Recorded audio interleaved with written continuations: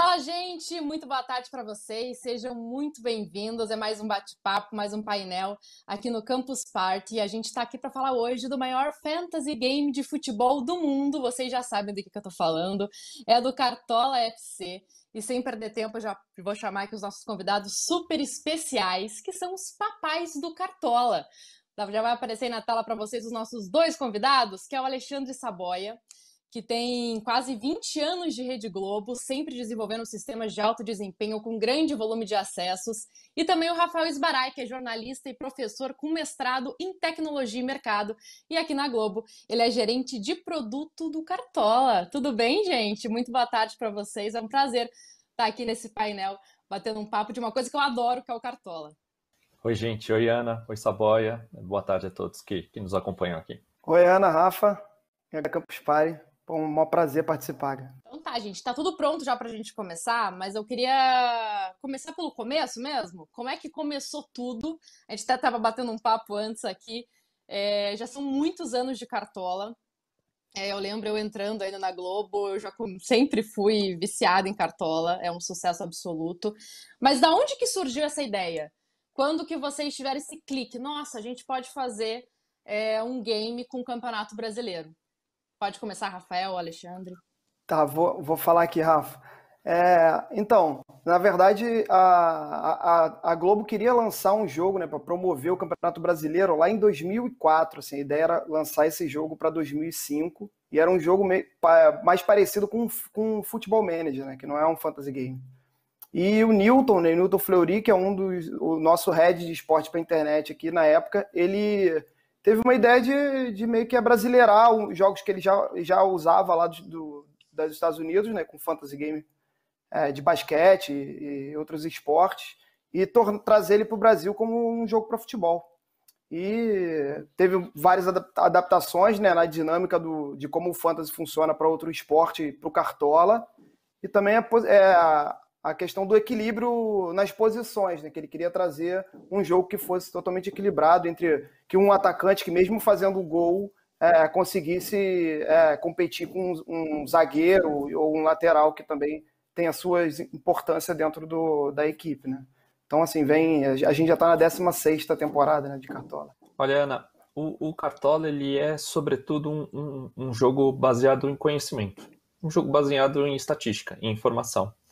E entre 2014 e 2016 houve um investimento pesado, né, da Globo no jogo e, consequentemente, começaram a aparecer mais ideias, mais formatos, para que ele tivesse maior adesão. E a gente acredita muito que o Cartola é um sucesso raro que a gente pode comparar com o BBB. Tem um efeito de rede nele. O que é esse efeito de rede, né? As pessoas elas jogam o Cartola ou participam do Cartola por paixão, para acompanhar mais o seu time no Campeonato Brasileiro, mas também em função da aproximação com as pessoas para abordar um determinado assunto. Eu acho que é isso, assim, né? Como você disse, assim, dá para comparar muito, né, o Big Brother com o Cartola, porque sai da esfera do game, sai da esfera da televisão, né? Invade as redes sociais, a galera começa a falar em Twitter, você olha os trend topics do Twitter quando abre a rodada. Vocês imaginavam essa loucura que se tornou, né, saindo dessa esfera do game que eu acabei de falar, indo para as redes sociais? Em algum momento isso passou pela cabeça de vocês? E eu acho que tem dois fenômenos, Ana, muito interessantes que as redes sociais potencializam. Eu diria que o primeiro é a possibilidade de você começar a torcer por um time pelo qual torceu, porque tem um atleta escalado no seu time. E o segundo, a tiração de sarro, o diálogo, a conversa, a aproximação. Então esses dois elementos contribuem muito para que o Cartola tenha números extremamente interessantes e relevantes, né? Mas muito sobretudo graças às plataformas de redes sociais que permitiram que houve esse acesso, né? Para que houvesse uma discussão maior e elas potencializam esse bate-papo. Falando em números, o que vocês podem dividir com a gente? Por exemplo, em relação a times nessa temporada de 2021. Quantos times estão disputando o Cartola? Hoje, pelo menos 5 milhões de times já escalaram em uma determinada rodada uma equipe no Cartola. Acho que esse número é muito representativo, que faz do Cartola o maior fantasy game de futebol do mundo. Tem um dado muito interessante também, que graças ao banco de reservas, o número de escalações por rodada também aumentou. Antes ele estava na faixa de 12 milhões de escalações por rodada no ano passado, e esse ano está em 16 milhões. Ou seja, as pessoas vão e voltam a todo instante justamente para checar os seus atletas, checar também, né, os atletas que estão no banco de reservas, para que, caso ocorra a ausência de um jogador, você tenha um elemento, um atleta que você considere que tem uma boa performance. Acredito que o Saboia também tem alguns outros dados interessantes. Saboia, acho que até Oi? Citando, né, esse banco de reservas, acho que foi a grande novidade, já vamos falar disso, né, porque foi a grande novidade desse ano, tá salvando a galera, né, quando acaba escalando o jogador que não vai pro jogo, tem o banco de reservas para salvar os cartoleiros. Explica pra gente como é que tá funcionando esse banco de reservas. Então, o banco de reservas era uma funcionalidade, que todo mundo desejava, né? Até a gente mesmo era um ponto de dor, assim, na gente, porque a gente também é jogador de cartola, a gente também disputa as nossas ligas e interage com o produto, a gente faz, mas usa bastante. E a gente sofria, e assim, forçado ano passado, a gente teve um início de campeonato bem caótico, assim, 2 partidas, se eu não me engano 2, ou pelo menos uma partida foi cancelada logo depois do fechamento do mercado. Então o pessoal tinha atletas que não iam jogar, o jogo foi cancelado por conta da Covid, né?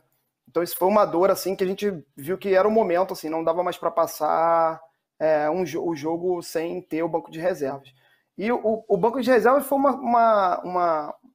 uma funcionalidade que reuniu, assim, muitas pessoas de várias disciplinas, né? A gente teve que criar um comitê multidisciplinar para ajudar a consolidar a solução, porque a dinâmica do Cartola tem essa questão da pontuação, que tem essa variabilidade das cartoletas. Então, isso também é um fator que complicava bastante a gente dizer isso, né? Então, foi... E um desejo principal também, que era tipo, que isso não fosse obrigatório. Assim, você poderia escalar o banco de reservas ou não. E isso não te dava vantagem e nem desvantagem, né? Então, a gente chegou no modelo X, né, esse modelo atual, e a gente teve que observar também bastante sobre a ótica técnica, né, de como entregar isso na escala que o Cartola tem hoje, né, de acesso simultâneo. Você tem um exemplo, hoje o Cartola, a gente chega a ter mais de 1 milhão de acessos simultâneos. Então, assim, é um produto que é muito acessado, é meio brutal. E aí o banco de reserva, foi uma funcionalidade super bacana, que vem ajudado bastante aí os cartoleiros com essas ausências aí também relacionadas à Covid e a outras coisas. O ponto principal aí da questão do banco de reservas é se o jogador entrou ou não em campo mesmo. Então, se ele não participou da partida, o reserva é escolhido por você com um preço mais barato do que ele, com o preço mais barato do jogador, do menor valor da posição, né? Que a troca não acontece somente para o jogador que você está falando, né? Se o Marinho não jogou, você tem um reserva para suprir aquela posição, né? Então, o atacante. Então, você tem 3 atacantes, por exemplo, um deles não joga, ele vai substituir por esse reserva que você colocou de menor valor dessa linha dos seus atacantes. E, por exemplo, se o Marinho fica no banco de reservas, mas ele entra no finalzinho do jogo, quem vai pontuar é o Marinho. Jogou. Não, então, se o seu cara do ataque lá, que você colocou, e o Marinho tá no banco, até chegar no finalzinho, faltando 1 minuto, o Marinho jogou, ele jogou, não vai acontecer a troca. E algumas outras coisas também mudaram nessa temporada, né? Tem mais novidade com relação à pontuação. Até uma dúvida aqui que me surgiu. Por exemplo, um jogador de linha vai pro gol e faz uma defesaça. Esse jogador pontua como defesa ou não? Não pontua. O jogador o scout de defesa é exclusivo para goleiro. Então ele não vai pontuar, não. Quem pontua são só os goleiros para defesa. Então, além do banco de reservas, Ana, e a todos, a gente teve uma mudança muito impactante nos scouts, né? Que são os requisitos ali para que se tornam pontos, no caso. O Saboia fez parte dessa estrutura que fez toda essa modificação. A gente tinha até o ano passado, por exemplo, a defesa difícil. A defesa difícil era algo subjetivo, e a gente quer tornar o Cartola cada vez algo preciso, binário, ou é ou não é. E aí eu acho que o Saboia pode explicar um pouquinho dessas mudanças. Isso, a defesa ficou uma defesa simples de goleiro, né? Essa foi uma das mudanças que o Rafa mencionou aí da defesa difícil. Agora é muito mais fácil você identificar a defesa. Ela também desceu, a pontuação dela diminuiu, veio para 1 ponto. A gente teve o pênalti cometido e o pênalti sofrido, que também é uma mudança legal, né? Porque nem sempre o cara que sofre o pênalti é ele que bate o pênalti. Então, uma pontuação que a gente colocou. E o passe incompleto para o goleiro, que o passe incompleto do goleiro era não vou dizer 100%, mas era mais de 90% de reclamação, porque passe incompleto. O goleiro sempre que dá aquele chutão para frente, a gente estava considerando como um passe incompleto. E é nada mais justo que agora a gente equilibre essa pontuação que ficou meio que desequilibrada no passado. Esse ano também o tempo do fechamento do mercado diminuiu, né? E isso para o cartoleiro é bom demais, porque às vezes acontece ali durante o dia, você descobre nos relacionados até que o jogador que você colocou no cartola não foi relacionado para a partida. Mas eu imagino o trabalho para vocês, né? Porque é muito pouco tempo. Então eu queria que vocês contassem como é que é o desafio de ter diminuído esse tempo entre o fechamento do mercado e o início da rodada. Tá, então, esse ponto é um ponto mais relacionado até à performance do sistema, né? Que nesse momento aí do fechamento de mercado é onde a gente tem o maior volume de escalações, onde o pessoal está conferindo e está ali fazendo as últimas mexidas, né, no time. E nesse momento específico é onde a gente roda ali o processamento para fazer o sorteio das ligas mata-mata, né? Para fazer os sorteios das ligas e a confirmação dos desafios de duplas. Então, aí, nesse momento, assim, é uma loucura, né? Tem acesso pra caramba, o servidor processando coisas pra caramba, e a gente ainda gerando algumas listas que vão ser usadas dentro da transmissão, né? Porque as transmissões da Globo usam aquelas... quantos jogadores que foram escalados no Cartola, né? Então, vem pro narrador dar uma... foi gol do Gabigol. O Gabigol, foi 1 milhão de escalações no Cartola. Então, essas informações a gente processa justamente nesse momento. E quanto mais curto esse tempo, mais sofrido é para gerar isso tudo e o consumo de infraestrutura fica gigante. Então, você imagina, nesse momento a gente tem um interesse, que é justamente na virada que o cara está interessado em escalar. Ele também está interessado, logo depois, ali, alguns minutos, vai querer espiar os amigos, e assim, dentro dessa meia hora já vai começar a questão das parciais, o cara vê quantos pontos ele está fazendo. Então, não tem sossego pro sistema, então a gente teve que ajustar algumas coisas aqui para chegar nessa performance adequada e fazer essa redução. Não, eu acho que só queria acrescentar um item mais pro lado do consumidor. As tomadas de decisão, a gente conseguiu aumentar a tomada de decisão do consumidor final. Você, como boa jornalista, sabe que os clubes são obrigados, né, a informar as suas equipes titulares 1 hora antes do início do jogo. Consequentemente, os primeiros jogos, nós temos 30 minutos de informação dos primeiros jogos que vão acontecer. E esses 30 minutos eles são importantes para a tomada de decisão. Me recordo que recentemente houve um fechamento de mercado, se não me engano, por volta das 18h30 de um determinado dia, em que o São Paulo jogaria com a Chapecoense às 19h. E o Crespo, à época, fez uma mudança muito profunda no time, colocando o Rigoni e colocando o Éder. E aí eu fiquei olhando, o Saboia, meu concorrente em algumas ligas, eu falei, eu vou colocar o Éder e o Rigoni. Por sorte, graças a essa novidade que o Saboia nos traz, né, de 30 minutos, só tirei 2 atacantes, coloquei o Rigoni, coloquei o Éder fez o gol, o Rigoni deu o passe.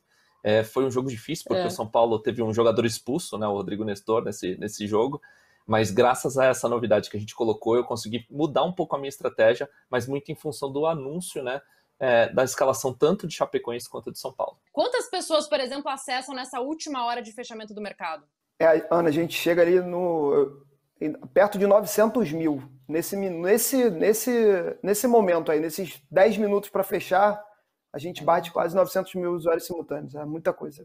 E já que vocês falaram de liga, que rola uma disputa entre vocês dois, quero saber quem que manda melhor no Cartola.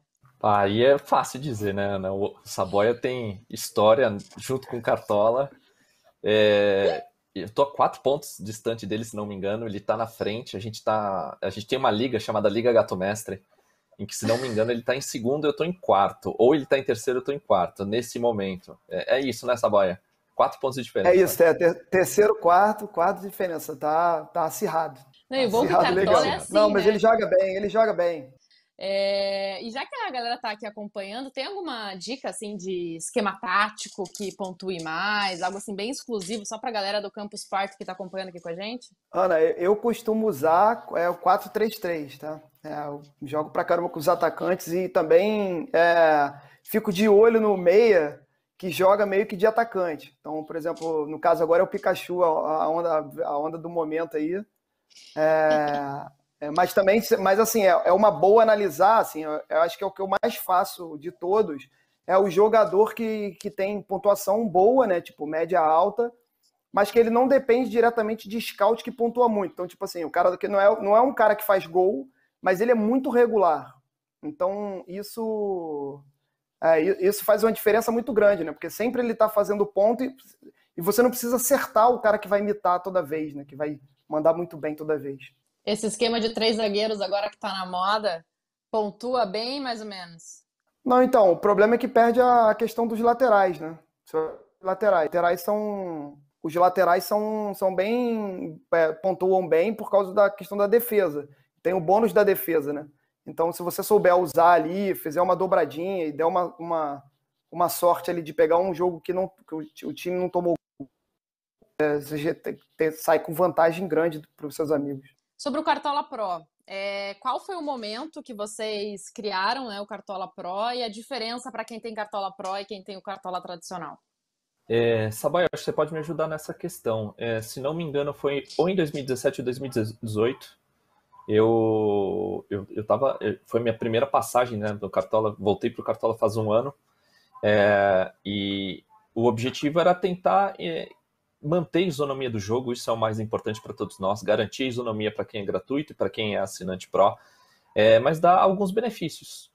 E começamos a fazer algumas modelagens, algumas experimentações, e hoje, né, na temporada 2021, Ana, quem for assinante tem direito a 10 ligas exclusivas para jogar com seus amigos, né? A gente já falou um pouquinho de efeito de rede, tem mais desafios mata-mata para participar, tem o Gato Mestre. O Gato Mestre é um produto de estatísticas de uma maneira um pouco mais profunda, em que você pode retirar dali dicas, né, e informações para sua melhor tomada de decisão. Então a gente começou a criar alguns benefícios que são benefícios relativos ao game, mas não são benefícios que tiram vantagens no jogo. Isso que é o mais importante. A gente defende até o fim o princípio de isonomia no jogo entre o usuário gratuito e entre o assinante Pro. E a gente tem aqui, né, uma audiência latino-americana, por isso 2 perguntinhas.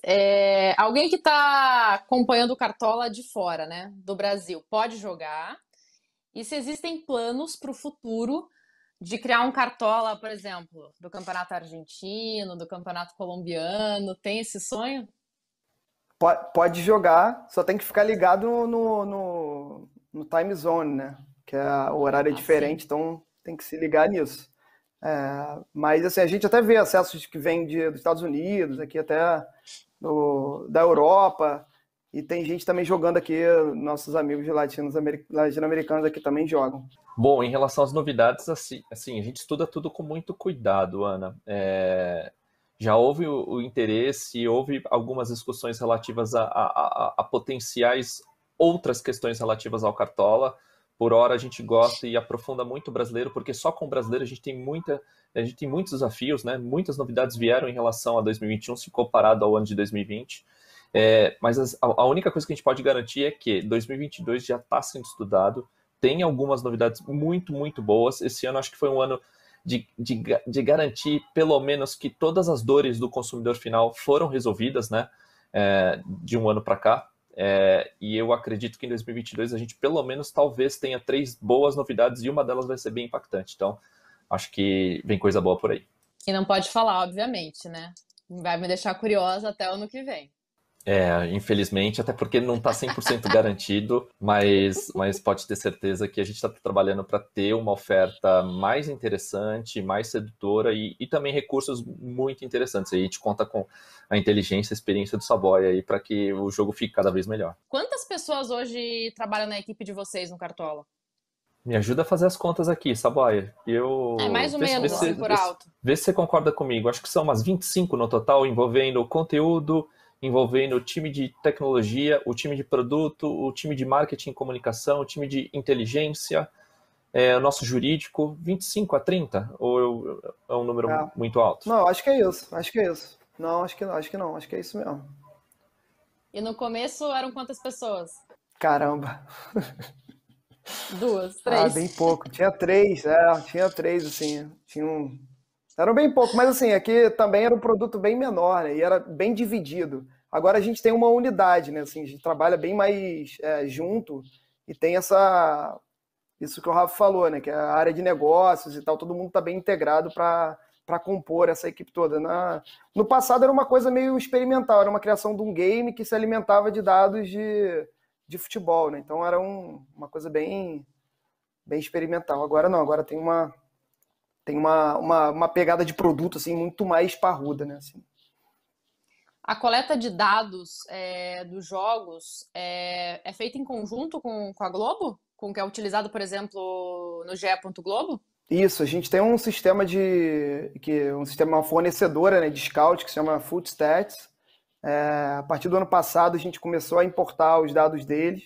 E a gente tem um sistema aqui na Globo que faz essa integração, né, com eles e alimenta os outros sistemas aqui. Por exemplo, o sistema da transmissão, alguns outros sistemas que são utilizados dentro da Globo e também o Cartola, né? O Cartola também se alimenta dessa distribuição e a gente fica ali atualizando os scouts dos jogadores aí no Cartola de minuto em minuto, pra você ter uma ideia.